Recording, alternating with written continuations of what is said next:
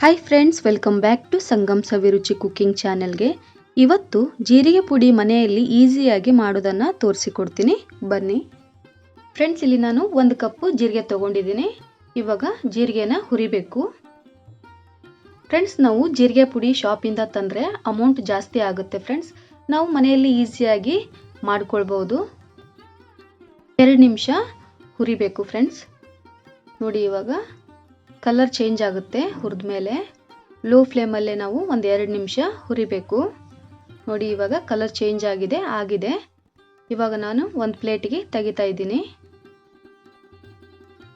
ಪ್ಲೇಟಿಗೆ ಹಾಕಿದ ಮೇಲೆ ಒಂದು ಸ್ವಲ್ಪ ತಣ್ಣಗಾಗಲಿಕ್ಕೆ ಬಿಡಬೇಕು. ತಣ್ಣಗಾದ್ಮೇಲೆ ನಾವು ಮಿಕ್ಸಿ ಮಾಡ್ಕೊಳ್ಬೇಕು. ನೋಡಿ, ಇವಾಗ ತಣ್ಣಗಾಗಿದೆ. ಇದನ್ನು ನಾನು ಗ್ರೈಂಡ್ ಮಾಡ್ಕೊಳ್ತೀನಿ.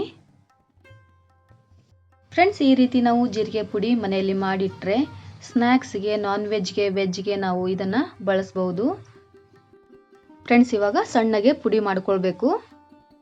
ನೋಡಿ, ಸಣ್ಣಗೆ ಪುಡಿ ಮಾಡ್ಕೊಂಡಿದ್ದು ಆಗಿದೆ.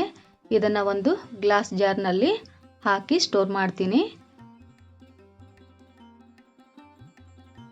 ಫ್ರೆಂಡ್ಸ್, ನೋಡಿದ್ರಲ್ಲ, ಇವತ್ತಿನ ರೆಸಿಪಿ ನಿಮಗೆ ಇಷ್ಟ ಆದರೆ ಒಂದು ಲೈಕ್ ಮಾಡೋದನ್ನು ಮರಿಬೇಡಿ.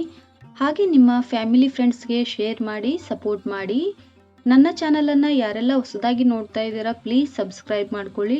ಹಾಗೆ ಪಕ್ಕದಲ್ಲಿರುವ ಬೆಲ್ ಐಕಾನ್ ಪ್ರೆಸ್ ಮಾಡಿ ಆಲ್ ಅಂತ ಕ್ಲಿಕ್ ಮಾಡಿದ್ರೆ ನಾನು ಹಾಕುವಂಥ ಎಲ್ಲ ವಿಡಿಯೋ ನೋಟಿಫಿಕೇಶನ್ ನಿಮಗೆ ಮೊದಲು ಬರ್ತವೆ, ನೀವೇ ಮೊದಲು ನೋಡ್ಬೋದು. ಮತ್ತೆ ಸಿಗ್ತೀನಿ ಫ್ರೆಂಡ್ಸ್ ಮುಂದಿನ ರೆಸಿಪಿಯಲ್ಲಿ. ಅಲ್ಲಿವರೆಗೂ ಧನ್ಯವಾದಗಳು.